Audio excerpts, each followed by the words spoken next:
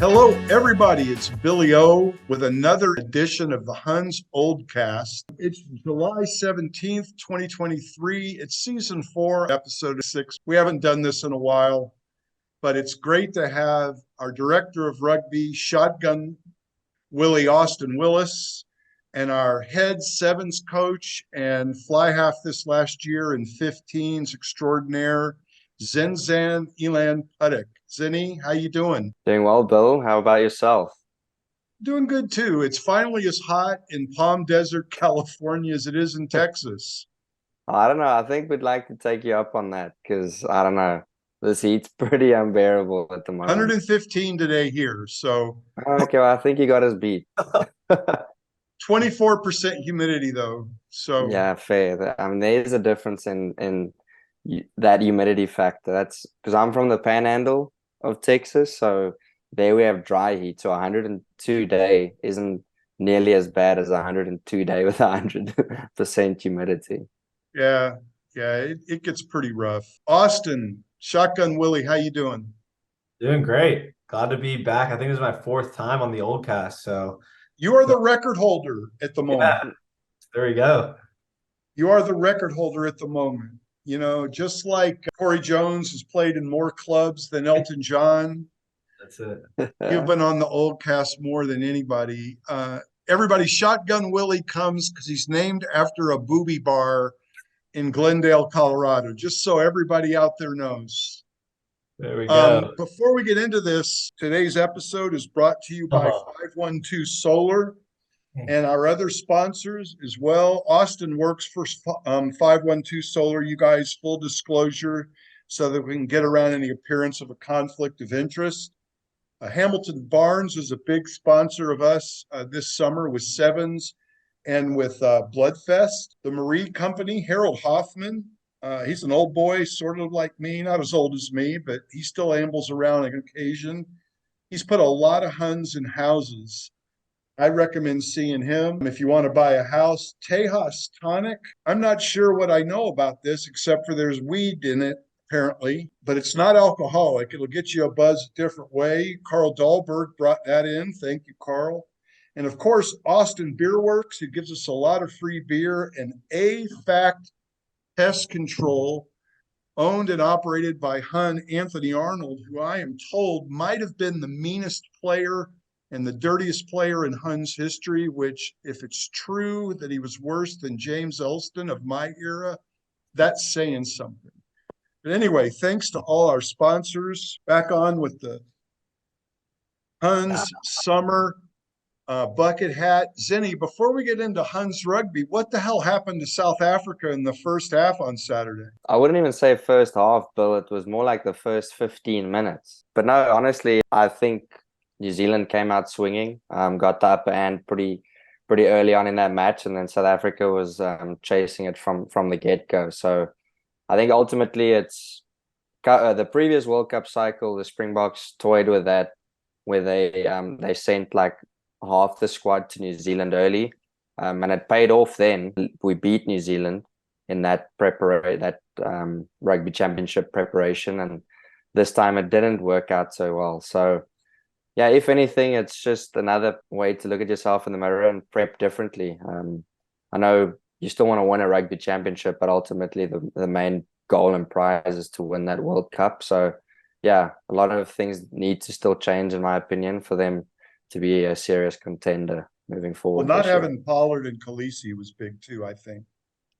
No, for sure. I think so as well. And I mean, in the squads, they've got talent across the board, but someone like Damian Willemse, in my opinion, he's more of a hybrid. I think him coming off the bench, he can literally cover almost every position. I even think he'd probably cover 9 if you told him to. But I think Manny Libbok is obviously, he's been South Africa's informed 10 in the URC. So I thought really had a good showing against Australia.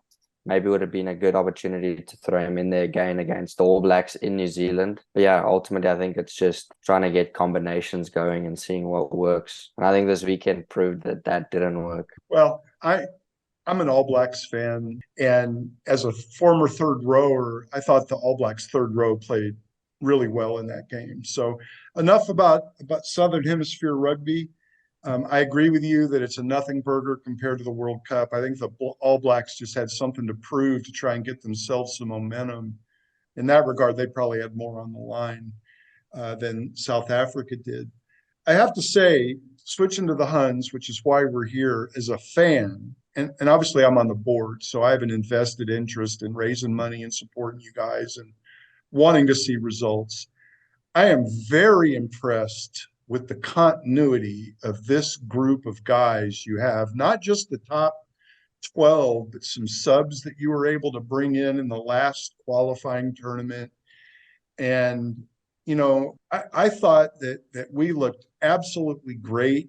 And I'm not talking about Chicago. I thought we looked good at Chicago too. If we hadn't been a little bit asleep against the Chicago squad, I think we could have easily been undefeated into the finals. But this team really seems to play together. They seem to play good defense and then let the offense kind of come from that. What do you think, Coach? No, I think you've mentioned it all there, Bill. If anything, this season, I feel like these guys are giving me high blood pressure when it comes to some of these games, to be honest. But no, you said it pretty well there. We've actually, if you look at the first tournament going through all the way to this last weekend's qualifier or crossover qualifier in Chicago, we've actually had a lot of roster changes in every tournament, probably about 3 to 4 guys that we've had to swap in and out, and it's due to obviously previous obligations by players, injuries, but with that being said, we haven't let down. We've kept that consistency across the board pretty high. So all credit to the boys on that. I think ultimately it's massive shout out to Austin and the guys that set up the yearly scholarship, the 7 scholarship that they work on. And the guys we brought in are obviously of high caliber, but then we're also fortunate in the group of guys we have at the Huns. So we have not just the white squad, but some of those guys on the blue squad that's knocking on the door. They want to play at a high level, so every training is competitive, and it shows on the weekends with the results they're producing. You mentioned Huns Blue there just for a second. Right now, we're tied at the top of Red River Rugby Conference with the Reds, and the Reds are always tough. But our Huns Blue, which, for lack of a better reference, is our second side, is at the top by a good margin right now in Tola. I mean, we just beat San Antonio, who did well in the tournament before. The Blacks have only showed up to even play twice. It's like if they can't win it, they don't care. But Huns Blues at the top of the table in Tola as well. I mean, that's a really good 2-squad showing. Exactly. I mean, that first tournament, Lone Star, the boys showed up and then they ended up not making it out of the group bracket for the top tier semifinals. But then they ended up going through to get 5th place. So they won their semifinals respectively for 5th place and then ended up going through and getting Tola points for that. And from there, if you look at every tournament, I think Bloodfest, they lost to, in my opinion, a pretty stacked black side.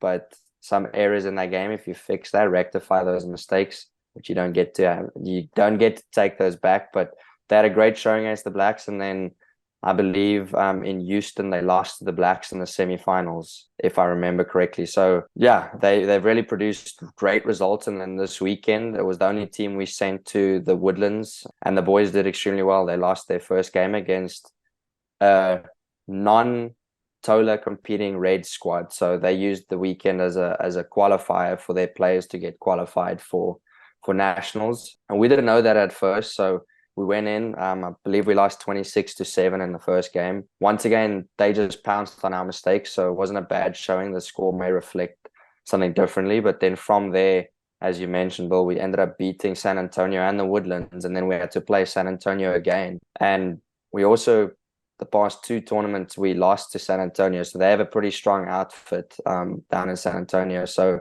for the boys to pull out 2 wins against them in the same day was pretty impressive. And then unfortunately ran into once again a stacked team in the final. But yeah, I mean, Huns Blue has been all but great this year. They've this past weekend, every single game they just improved. So yeah, very proud of the guys. And I don't want to say we have it in the bag, but I'd say another Tola Championship's coming home. You're on mute, Bill. So Bill, you're on mute right now. Sorry about that. Huns have always focused on sevens, and it's been really important to us. I know sevens is dear to your heart, Shotgun, having been on the fifth place team a couple years ago. Before we get into some details here, let's talk a little bit about the Sevens Scholarship. We're not giving out thousands and thousands of dollars out there, folks. What we do is recruit guys, and then we try to find guys from applications that fit with our club culture.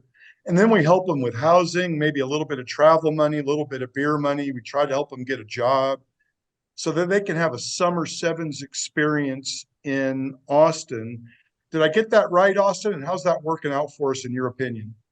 Yeah, it's been awesome every year. When I first came into the Huns in 2018, that summer, that was the first year of the scholarship, and I didn't know anything about it, but I was a college guy, and they just helped me get a job and helped me find some, affordable housing, and then each year the scholarship's grown, and what you're seeing now is all of the guys that were a part of the scholarship are now on the scholarship committee.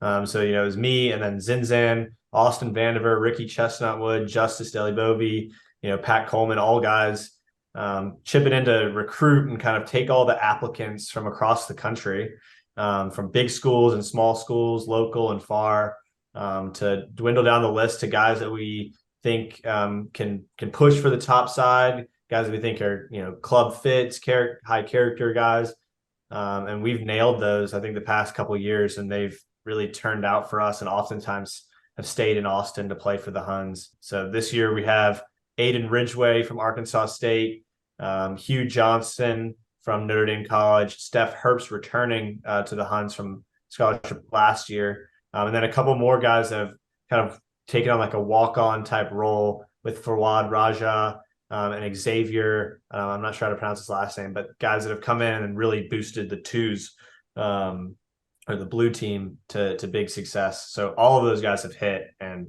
we're just thrilled about it. And it continues to be. How many overall Huns that started out with us as scholarship players are now full-time Huns? Like Van Diver's one, right? Yep. Ricky, how many total you think? I would bet that there's currently 6 or 7 Huns that were scholarship guys that are currently in our playing group, but a lot of guys still playing in Texas and playing domestic club rugby. So, yeah. And that was the goal in the beginning. I'd say 6 years ago, maybe, Biff brought this idea. He and Adam and some others had kicked it around to the board, and we approved it. The idea was to not just get veteran sevens, but to try to find club guys and use this as a recruiting tool. And it really seems to have paid off. So, Coach, we've punched a ticket to nationals already, which is incredible. Is Choctaw this weekend? yes. So have they changed the name, Will? Or was it Durant? Choctaw Sevens, it's in Durant, In not Durant. Choctaw. Okay. But yeah. I think that's a Native American tribe up there. Town is what it is. But so we're in, but it comes down to bragging rights and seeding. If we beat the Reds, we will have taken the summer season series from them and won Red River Rugby Conference. So I'm assuming there's no lack of motivation going into Saturday's tournament. What do you think, Coach? Oh, for sure. Not just that, but I think a big thing is a lot of people have the understanding that we've punched our ticket, but it's also not a given ultimately. There's only 4 teams competing, but us or the Reds could still show up and end up 4th. Obviously, I think the Quins would have to win it, but there's still that slight chance that you don't get to go to nationals. So that alone gives us a bit of firepower to at least show up and put up a good performance. But then ultimately, like you said, bragging rights, especially against a team that, especially sevens, I feel like the last couple of years have become somewhat of a mini in-state rivalry with the Reds. So bragging rights there. And then lastly, winning Texas outright also hopefully puts us in a better bracket when it comes to nationals when they push out the bracket. So that stuff's all important to us. And then lastly, for the guys that are competing for spots, I'm still working on some combinations, factoring some injuries in there. So not just that, the guys are also playing for spots to go to nationals. So there is really, even though we have punched our ticket in a way, there's still a lot to play for, and looking forward to this week and seeing what the guys bring to the table.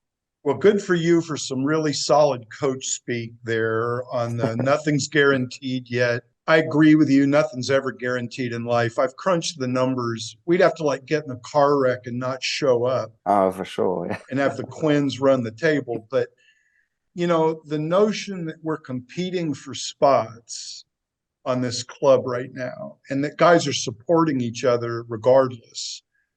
Like, as an example, you know, I don't know where George Tavares fits into the setup at all.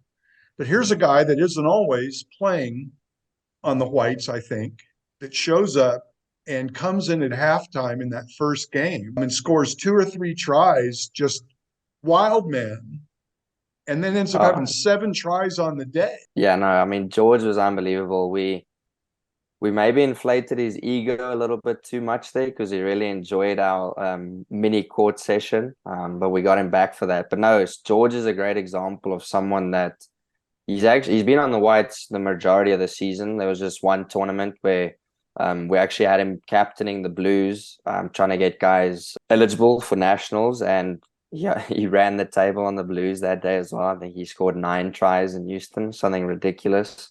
So he's a guy that's come leaps and bounds since I've met him ages or years ago. He's improved a lot over the last couple 3 years. And I'm not saying he shouldn't be on the white, but he was the best player on the field at times, both teams. I mean, Chicago, he won us the first game, I'd say single-handedly. Obviously, it's a team effort, but the individual performance he put at display was unbelievable. And then I think that second game, where he actually started and scored a try or 2 as well. So, yeah, I mean, there's a guy that also, when given the opportunity, he's taken it with both hands. Well, Shotgun Willie, he didn't even make the all-tournament team. I didn't even see an all-tournament team. They posted an all-tournament team, and I read the riot act in a post that never passed their administrator. But he didn't even make the all-tournament team. 7 tries. Yeah, I'm sure they didn't watch too many games over on Field 4, but if they had, they would have seen horse legs George Tavares into that dirt tournament dream team. You know, horses have really skinny legs. We probably need a better nickname than that. You know, he has the second best nickname, maybe third after Dick, Dog, and you, but Nonsense is a phenomenal nickname already. Just phenomenal. So, Coach, you're balancing who your roster is going to be. You got some spots you still need to sort out that are being competitively competed for. You're probably working on fitness right now, I would imagine, because, boy, that's going to be really something come the second day at Nationals. You're managing injuries. Anything else you're juggling right now? No, I mean, yeah, I mean, that's about all of it right there, Bill. But yeah, when it comes to fitness, the boys will can attest to it. That's something we pride ourselves on, at least. But we don't have, in sevens, you'd like to have some sort of a balanced squad with a little bit of size, some speed, and then obviously fitness across the board. We're probably a little bit more on the smaller side as a team, as a whole. So we do put a little bit of extra emphasis on our fitness. And I know I'm the coach sitting here, but my support staff is unbelievable. I've got, between myself, CJ, as well as Ty Landry, and then Locke that comes out as well, because we've had great numbers for sevens. So no, as coaches, I feel like we've had a hands-on approach this year with the players, and with the amount of players we have. It's been great to have them all out there. So, but no, ultimately juggling all of that. So yeah, just at the moment juggling the injuries are what's a little bit worrisome. But we do have time and we do have depth as well. So hoping that some of the guys that are injured can overcome that, and we'll see come probably beginning of August when we start making those selections. And you have Edwin behind the scenes doing all the dirty stuff nobody wants to do. Exactly. I didn't even want to throw him in the coach's bracket, because what he does is, I mean, Austin knows right there. I don't know. He's like 1 in 10 people put together, you know. So Austin, you can probably, I mean, he's constantly bugging us. He thinks he's annoying to us, but in my opinion, if it wasn't for him, I mean, what would fall through the cracks? It'd be crazy. So Austin, I don't know if you want to talk a little bit to what Edwin does. Another Yeah. great nickname, Silky. I mean, he's probably our top asset in the club. I mean, obviously we have great coaches in Zinzan, Ty, Locke, CJ, like, and that's really driving our club. But you know, great touring sides have just amazing support staff. And I often say like Edwin's actually the director of rugby. I'm just like the figurehead. But he's driving the ship really like behind the scenes, and he's a guy that doesn't get nearly enough credit. But when we go to Choctaw this weekend, him and Leslie will be the ones, kind of herding all the sheep, and they'll be the ones, helping us lift the trophies at the end of the day. So just so lucky to have Edwin in this group, and yeah, probably our top asset. One of the things that I've observed in the restructuring kind of club rugby the last couple of years, especially with the impact of MLR, is that it's not that club rugby is 100% amateur. There's still a lot of money involved in a few clubs. Like in 15s, I bet we're the fourth largest budget out of 6 in Texas. I don't know if there's going to be 6 or 5 next year, but I would imagine for sure the Reds, the Blacks, and Rugby HTX all have much larger budgets than we do. I know for sure the Blacks and Rugby HTX do, including spending money on players, which you're allowed to do. I'm not saying it's wrong, but we're a small budget club competing against that. Similarly, there's some of these clubs that are going to be at nationals that are spending a lot of money on their sevens programs, and they're able to have up to 4 professional players, 4 MLR or PR7s players. One of these clubs even has a partnership with PR7s, which is interesting. So, Coach, I'm just curious. I mean, is it a little bit of David and Goliath? I mean, what's it like from your perspective to be competing in such a diverse league as far as budgets and player availability, et cetera, all up and down? We have a very young team with a small budget. What do you think about all this? No, I mean, if anything, it's probably good for the game of rugby as a whole. It's just going to push teams to try and be more competitive. But I think to answer that, the approach I try to give the guys when we do come up against teams that have some PR7s guys, usually it's guys that some of these guys have encountered within their rugby playing days as well. And a lot of these guys follow the game of rugby pretty well, so they know what these players are capable of, and then I think it's quick to then just sit there and say, wow, but they're not necessarily something special, and what we have is even better. So I just really think that our squad is a very well-drilled squad, a squad that the players decided from day one that it was all bought in from the beginning. So it's a buy-in to play for the crest. So yeah, there's actually no team that I fear that we come up against, and I feel like it's sunk in for the boys that they feel the same. So if anything, it's for them a challenge to play against teams that are laden with that sort of talent. But I don't want to say that because I feel like our team's just as talented, if not more talented, but they don't have that label as being a PR7s player or a professional player of whatever. So yeah, or maybe the extra years of experience yet. Yes. Yeah, no, for sure. I mean, you can ask Austin. I think the average age on the squad is like 23, and it's probably pushing. It's probably more 22. So yeah, we have a very young squad, a hungry squad as well. So, and then I think sometimes also those squads that have talent like that, sometimes egos can come into play as well. And yeah, that's just something we don't have on our squad, which fortunate about that. Austin, same question. Yeah, I'm happy to shake the David versus Goliath kind of mantra pretty thoroughly. I think when we played in Hell or High Water, we played against 5 professionals on the Reds, beat them, and then played the Banditos team of all MLR players. Both those games we were just playing faceless men, like just going out there and trying to beat anybody that they put in front of us. And then when we went to Chicago, like felt the same way, warming up, like we felt like the Goliaths out there, and then everybody had to beat us. So yeah, like as far as like what we know, what I know about budgets and what I know about what's getting thrown around in club rugby, like sure we are probably that David for now, but we feel like Goliaths every time. I think that's awesome. I mean, I texted Zinny couple of weeks ago that, from my perspective, and this was really true a couple of years ago when we did so well at nationals and beat the Reds in the qualifiers as well, that our defense and our connectivity are what did it. There was one match where Ricky tracked back like 70 or 80 yards to tackle a Red on the goal line, and we turned the ball over, and Gupner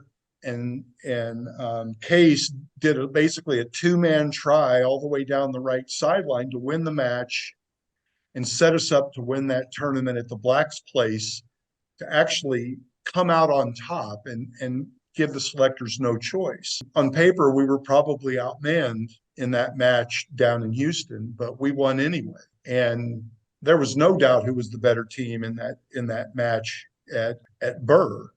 And it was because of defense primarily. I mean, once we turned them around and they got frustrated, our offense really kicked in. But it seems to me that this argument could be used to help them focus on defense and connectivity even more, and fitness. So we started a fundraiser just today. I'm a little bit personally tired of asking people for money, because I think our old boys have been really generous in developing the field and supporting 7s and 15s in so many ways with memberships and donations.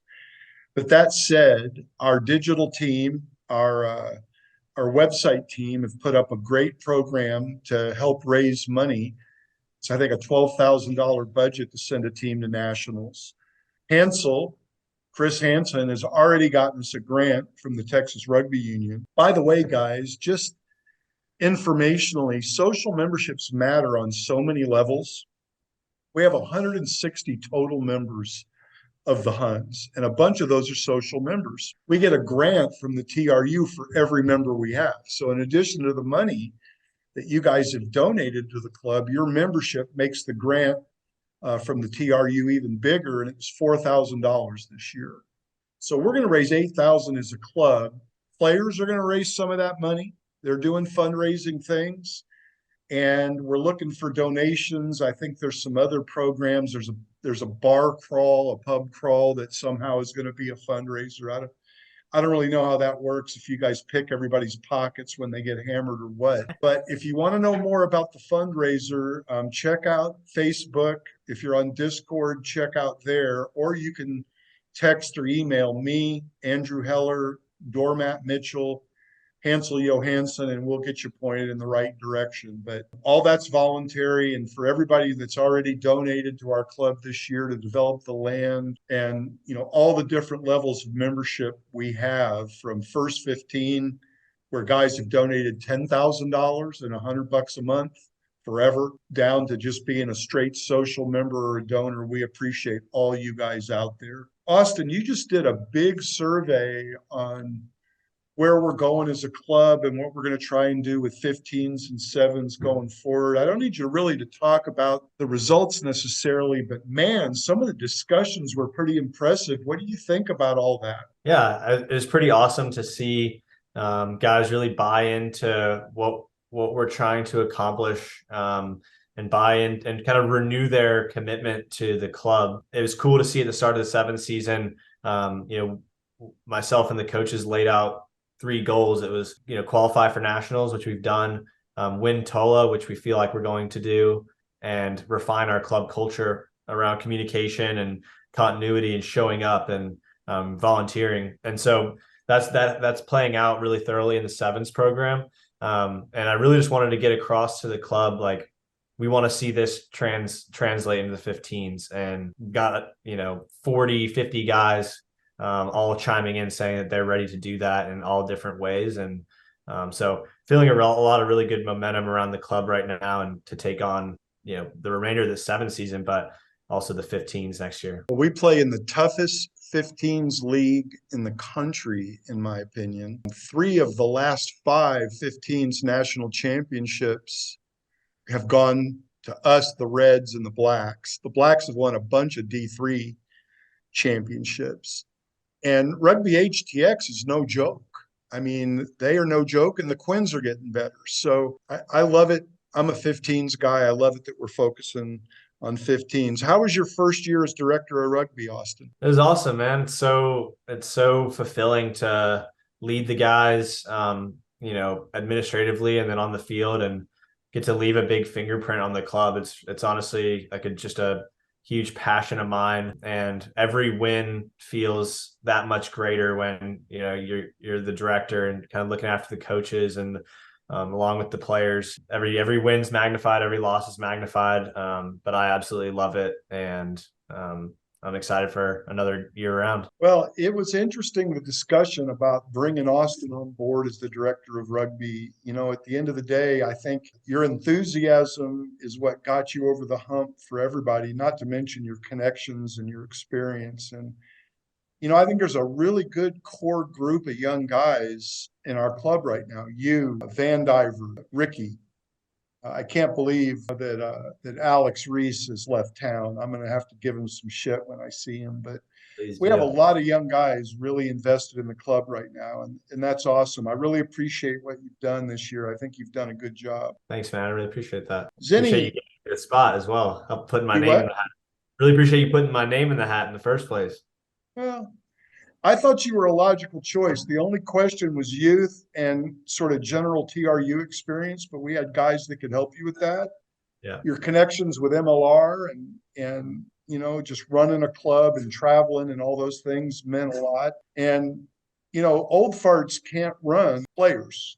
It's got to be you guys leading each other and helping the coaches and sort of self-monitoring and self-motivating. So I think we got a good core group of people. Zinni, I'm really impressed that you came back after, unfortunately, the Gilgronis had all that stuff happen. I'm really glad you came back. I was really delighted that you played fly-off for us, but you stepping in as sevens coach really has felt like a natural fit.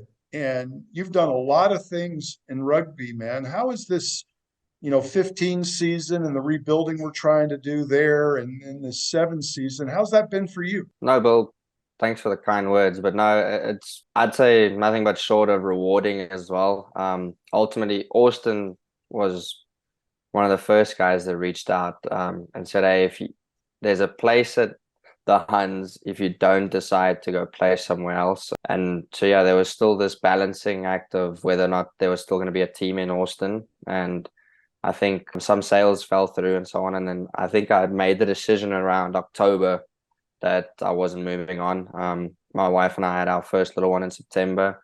And yeah, so I've made that family decision and wasn't planning on doing anything rugby related. And then Austin came knocking on my door again and said, hey, do you want to play? And I didn't think I'd miss the game as much, but then, yeah, I decided to give it a crack and enjoy club footy again. So still nursing a bit of a knee injury. So I only joined the 15th season in the new year in January, which we're also hoping that changes moving forward. If we can just start the season without that weird gap over Christmas break. But no, it was a great experience. Enjoyed it. Just hoping that this year, if we start whatever the start date is, that we can get all our ducks in a row and get all the pieces done beforehand, so that once that first week starts, we can really lay the foundation for a good 15 season. But yeah, then stepping away from the 15 season, Austin came to me about coaching, which wasn't expecting that either. So there's a reason why he's the director of rugby, because he's very good at convincing people to do stuff. So yeah, I mean, he mentioned Ty Landry, and I know Ty from my sevens days as well. So I knew that I was going to have a great support staff. So that's why I finally decided, okay, I'll give it a go as well. And I'm definitely not upset that I made that decision. I've been thoroughly enjoyed the summer so far. Well, sevens, it's interesting. When I got back on the board, we talked about sevens a lot. And in getting to know a few of the old boys and Hall of Famers that are younger than I am, they were really into sevens in the late 80s, early 90s. In fact, I think the first time they really had success against the Blacks was in a sevens tournament here in Austin. That might even have predated Bloodfest. I don't know for sure. And we've always had fun and success putting on Bloodfest, and it's one of our biggest fundraisers as well. And it's, Hansel's doing a great job with that. Ryan Walker before him. So it's been a huge part of the ethos of our club. And I've kind of learned that only in the last few years. And, I've really come around. I love the focus on it. It's a lot of fun.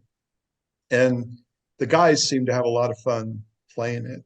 And the college kids sure do pay attention to it. So as a recruiting tool, it's really worked out very well. All right, we've been at this a while. Austin, you got anything else you want to say to the guys before we sign off? No, it's just kind of what you're talking about with sevens. Like, part of the greatness of what we've got here is the spending a lot of the time together. With that training, we've got 48 guys out there, but they're the same 48 guys every week, and you spend 8 hours on a Saturday under a tent together, and you really get to know each other really well. And that's what I've seen come out of the seven season, besides the success on the field, is kind of this, this kind of growing spirit within the club. Really excited for this coming weekend to hopefully beat the Reds, take home Texas in the higher seed, and then hopefully win TOLA as well, and then go to nationals and hopefully, perform well there. Like Case Fleck said, like anything can happen on day 2, and get all the Huns and Huns alumni. Like you said, if you can't donate, or you've donated enough and you put all your time into the club, it'd be great if you could just share out that donation link to somebody in your network and just speak passionately about the club and what we're trying to accomplish, because we are so thrilled about what we're doing. That's a great point. Feel free to share. And, I'm going to nationals. I couldn't go a couple of years ago because of family and health and commitment and a health problem, but I've already got plane tickets, a rental car, and a room. So yeah, I'm going to be there yelling, and it's going to be a great time. Zenny, anything else you want to add? No, firstly, thanks again for having us on the Oldcast. Honored to be here. So it's been a good time. And just to echo what Willie said, I think ultimately any support will mean a lot to these guys. They've put in a lot of work this summer, and whether the support is just sharing the donation tab or donating itself, it'll alleviate that burden for them, and trying to scrape some funds together to try and get to nationals. So yeah, ultimately we go in every week and make it a massive emphasis to play for that crest. And I know that means a lot to old boys and current boys as well. So yeah, just keep watching, support the guys, and hopefully we can make something special happen at nationals. Well, for me, the community culture rugby is important. Our community has really shown through with the discussions we've had in the last few days around Austin's questionnaire. Our culture is one of brotherhood and togetherness and inclusion. We're not a bunch of mercenaries. And the rugby flows from that. Honestly, I think our community and our culture right now, from, youth under 5 all the way through high school. Yeah, we could use a couple more numbers in 15s, but you got 50 people showing up at sevens practice, and 100, I think it's 75 to 80 social members. I mean, that is a big club. We're the 3rd largest, I think, in the United States. And it really feels like we're pulling together to develop the land and to support our players on the field. And, do you feel that, Austin? Absolutely, I do. It's all happening out there. Nixon looks great, and there's no better time to be a Hun in my time here than right now. So definitely feeling that. If you guys ever see Wheezy, tell him thank you. That guy's out there fixing lawnmowers, building buildings, making sure the irrigation's working. That guy does everything. Zenny, do you feel that community culture rugby connection? Oh, for sure. It's funny, Bill, because actually, obviously, I was part of I came in 2016, played, I went through the whole process of going professional through the Huns system. So moving on to Austin Elite and the Herd and then the AGs, like I wasn't that connected with the Huns. So for me, it's a very new environment from what I was used to back then. So as you mentioned, this young blood of Huns that have come through have really kind of boosted that scene. So it's great to see, and having someone like Austin at the helm, it's exciting to see what's going to happen or transpire in the next couple of months and years. So no, it's great. It's a great community to be part of, and encourage anyone that's listening that somehow gets to listen to this that's not part of it to come join. It's it's the club to be at. So Guys, thanks very much for taking the time to talk about the Huns and to talk about sevens rugby. I'm really excited. You know, I've talked to Philip Coopins quite a bit the last 3 years because we did so well 2 years ago at Nationals, and he was very supportive and complimentary. And he and Scheidler, sevens coach, a couple years before you, gave each other a lot of crap, obviously running the Reds and the Huns, and yet really we're good friends. And I gave him a really hard time last year because I thought the selectors did us wrong. I mean, I think there were 8 at-large berths, and we were number 9, and 2 of the teams they picked didn't even score a try there. And so I think the selectors realized they missed it. And part of the reason that he bent over backwards to text me that we'd made it to Nationals and has even announced it publicly was because he really wanted to be supportive, and he thinks that rivals or not, 2 teams out of Texas playing good rugby is good for our league. And I agree with him. And Austin, you guys have a rivalry with the Reds, but when you're not playing each other, you're still somewhat friendly and supportive, aren't you? Yeah, it was cool in Chicago, walking by them kind of after each game, checking to see how they did, giving them some high fives and some good lucks. Yeah, so like on the field between the white lines, we get down and dirty with them, but we all root for Texas, and we want Texas to, iron sharpens iron, right? Like you play good teams, you get better at rugby, and that's what everybody wants, to get better at the sport. So very cool. All right, guys. Thanks again. Take care. Huns. Yeah, Bill. Cheers.